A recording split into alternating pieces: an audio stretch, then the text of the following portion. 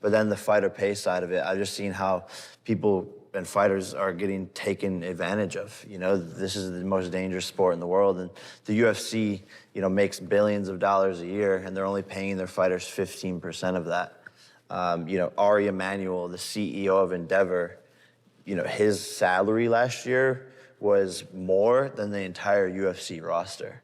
So these fighters are risking their lives for $10,000. There's no long-term health care. So for me, I just saw it as a problem, and I am one of the people who can use my platform to speak up about it, because a lot of fighters in the UFC are scared to say something because Dana can just shelf them. So I'm one of the very few people who doesn't need Dana necessarily. And yeah, I started talking about it, and it just got a ton of momentum, and I was like, yeah, like, okay, I'm gonna continue to talk about this, and now more and more people are speaking up, so it sort of started this revolution. And Francis is one of the people. Yay! But Francis, what gives you the courage to stand up? Why do you have because you've stood up against them and you're talking about it now. I think mine was more, at first it was pride. I was frustrated of how they were treating me. You know, first because I didn't want to sign a contract, and that I felt like they were using that power against me. This contract is up. I don't have it. I don't want to sign my life to somebody who doesn't give me something else in return. He doesn't have any responsibility. He can decide whenever he wants and cut you, and he's not even obligated to give you fight. So what is the reason of signing this type of contract? But this is the difference. Francis is one of the most exciting fighters in the world. He has the strongest punch in the world, I believe. And he's the heavyweight champion of the world in MMA. In boxing, the heavyweight champion of the world makes $32 million to fight.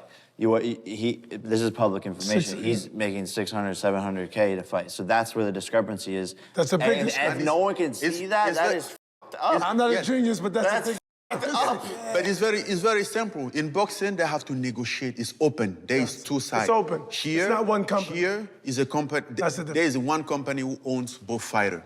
You and your opponent. It's a conflict of interest. I don't know if that's legal. So it's just you guys. Okay, you guys are fighting. You're fighting that guy. You're fighting that guy. It's the same. Is that legal? So no more power, you know. But the problem is like the company is so big, and they are getting bigger, and fighters are getting smaller, that everybody is scared. Nobody want to face or to fight the company or to say no. That's not good. But if all the fighters came together, they cannot come together. It's very complicated because financially, if somebody have to rely on you to pay his bill because you're controlling his wallet, how much he get, and you can do whatever you want, of course he cannot stand up against you. The fighters can band together, though, and no, they cannot. But I say we can, because eventually my ultimate goal is to create a fighters union. It needs to be done, and it seems impossible, and maybe it will be, but that's how. And people say, Jake, like, how are you going to create a fighters union? Like, you know, they'll just shelf all the fighters in the fighters union. No, everyone comes together, and we're not fighting. We're not fighting. So that's how they do it here. There's writers guilds, so how are you going to feed them? Guilds. How are you going to feed those people? Because a lot of them, after 8 weeks of training camp, after 4 months of not fighting, they are broke, bro.